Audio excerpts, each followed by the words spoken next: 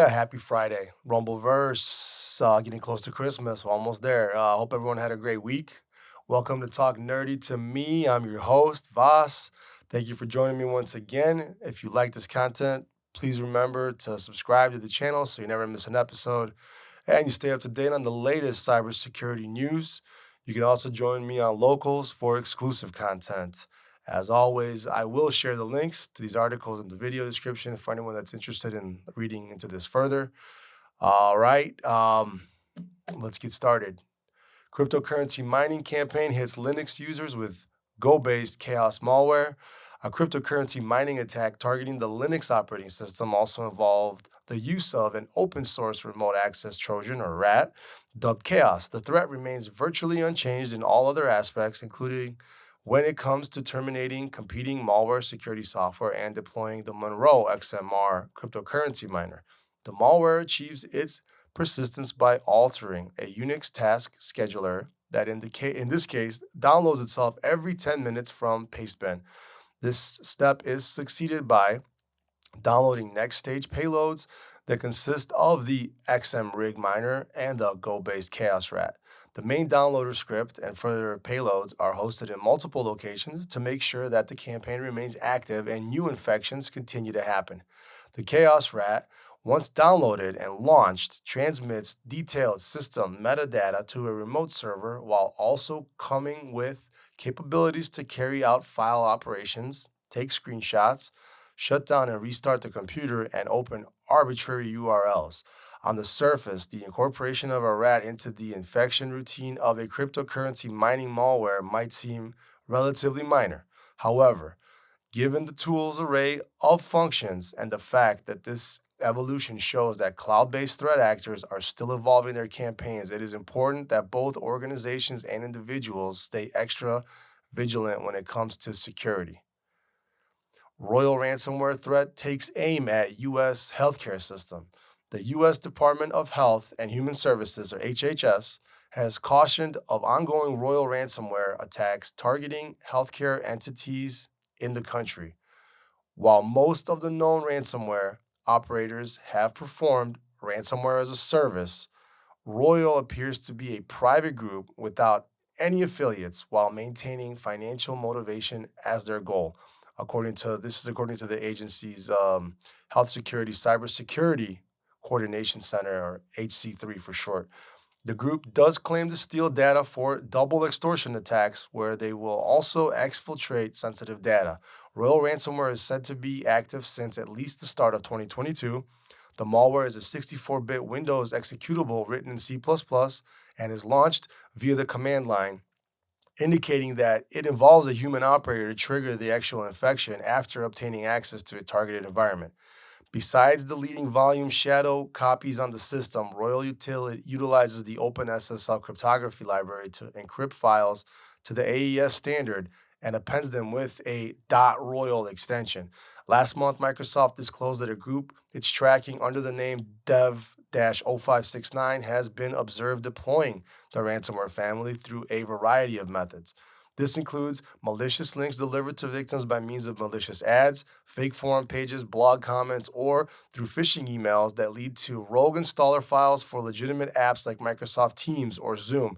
The files are known to harbor a malware downloader dubbed Batloader, which is then used to deliver a wide variety of payloads such as Gozi, Vidar, and Bumblebee, in addition to abusing genuine remote management tools like Synchro to deploy Cobalt Strike for subsequent ransomware deployment. The ransomware gang, despite its emergence only this year, is believed to comprise experienced actors from other operations indicative of the ever-evolving nature of the threat landscape. Originally, the ransomware operation used Black Cat's encryptor, but eventually started using Xeon, which generated a ransomware note that was identified as being similar to Conti's, according to the HHS. This note was later changed to Royal in September 2022. The agency further noted that Royal ransomware attacks on healthcare have primarily focused on organizations in the U.S., with payment demands ranging from 250,000 to 2 million. New actively exploited zero-day vulnerabilities discovered in Apple products. Apple on Tuesday rolled out security updates to iOS, iPadOS, macOS, tvOS, and Safari web browser to address a new zero-day vulnerability that could result in the execution of malicious code. This is tracked as CVE-2022-42856. The issue has been described by the tech giant as a type confusion issue in the WebKit browser engine that could be triggered when processing specially crafted content, leading to arbitrary code execution. The company said it's aware of a report that this issue may have been actively exploited against versions of iOS released before iOS 15.1. While details surrounding the exact nature of the attacks are unknown as yet, it's likely that it involved a case of social engineering or a watering hole to infect the devices when visiting a rogue or legitimate but compromised domain via the browser. It's worth noting that every third-party web browser that's available for iOS and iPadOS, including Google Chrome, Mozilla Firefox, and Microsoft Edge, and others, is required to use the WebKit rendering engine due to restrictions imposed by Apple. Credited with discovering and reporting the issue is Clemente Lesinge of Google's threat analysis group, TAG. Apple noted it addressed the bug with improved state handling. The update, which is available with iOS 15.72, iPadOS 15.7.2, macOS Ventura 13.1, tvOS 16.2, and Safari 16.2, arrives 2 weeks after Apple patched the same bug in iOS 16.1.2 on November 30th of this year. The fix marks the resolution of the 10th zero-day vulnerability discovered in Apple software since the start of the year. It's also the 9th actively exploited zero-day flaw in 2022. The latest iOS, iPadOS, and macOS updates also introduce a new security feature called Advanced Data Protection for iCloud, and that expands end-to-end encryption to iCloud backup, notes, photos, and more. I'll have links to this in the description for the video description if you need to download that.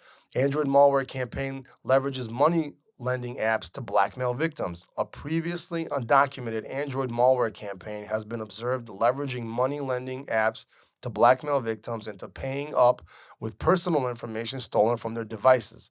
Mobile security company Zimperium dubbed the activity moneymonger, pointing out the use of the cross-platform Flutter framework to develop the apps.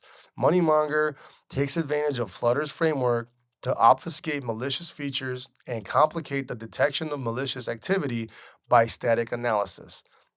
As Imperium researcher Fernando Sanchez, Alex Saleha, Mateo Favaro, and Gianluca Braga said in a report shared with the Hacker News, due to the nature of Flutter, the malicious code and activity now hide behind a framework outside the static analysis capabilities of legacy mobile security products. The campaign, believed to be active since May of 2022, is part of a broader effort previously disclosed by Indian cybersecurity firm K7 Security Labs.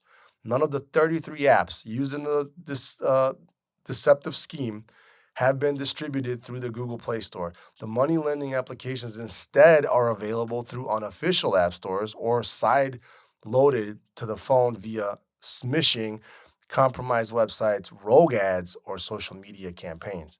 Once installed, the malware poses a risk as it's designed to prompt the user to grant it intrusive permissions under the pretext of guaranteeing a loan and harvesting a wide range of private information. The collected data, which includes GPS locations, SMSs, contact, call logs, files, photos, and audio recordings, is then used as a pressure tactic to force victims into paying excessively high interest rates for loans, sometimes even in cases after the loan is repaid. To make matters worse, the threat actors subject the borrowers to harassment by threatening to reveal their information, call people from their contact list, and send abusive messages and morphed photos from the infected devices. The scale of the campaign is unclear owing to the use of sideloading and third-party app stores, but the rogue apps are estimated to have racked up over 100,000 downloads through distribution vectors. The extreme novel moneymonger malware campaign highlights a growing trend by malicious actors to use blackmail and threats to scam victims out of money. Quick loan programs are often full of predatory models such as high interest rates and payback schemes. But adding blackmail into the equation increases the level of maliciousness. These findings come 2 weeks after Lookout discovered nearly 300 mobile loan applications on Google Play Store and Apple's App Store that collectively had more than 15 million downloads and have been found engaging in predatory behavior. These apps not only exfiltrate extraordinary volumes of user data, but also come with hidden fees, high interest rates, and payment terms that are used to strong arm victims for payment or fraudulent loans. They exploit victims' desire for quick cash to ensnare borrowers into predatory loan contracts and require them to grant access to sensitive information such as their contacts and SMS messages on their device. Developing countries are a prime target for dodgy loan apps as digital lending has seen explosive growth in markets like India, where people are unwittingly turned to such platforms after being turned away by banks for failing to meet income requirements. The exploitative nature of the personal loan terms has also led to multiple incidents of suicide in that country, prompting the Indian government to initiate work on an allow list of legal digital lending apps that are permitted in app stores. Google in August disclosed it has removed more than 2,000 credit disbursement apps from its Play Store in India since the start of the year for violating its terms. The government has also sought urgent strict action by law enforcement agencies against loan apps, a majority of them Chinese controlled, that have been found to use harassment, blackmail, and harsh recovery techniques. So be careful on these, like here in the States. Um, there's a lot of these loaning places that you can physically go to, but this is getting even crazier now that they're doing it online. So they're not only taking advantage of charging people crazy rates, but they're also now stealing your data on top of it. So it makes it pretty insane. So just be careful out there with what you're doing when you're getting loans. Make sure it's legit. Try to find actual legitimate ones that you can go to. So that's it for this week, Rumbleverse. Thanks again for joining me. Great to see you again. Have a great weekend, and we'll see you next time.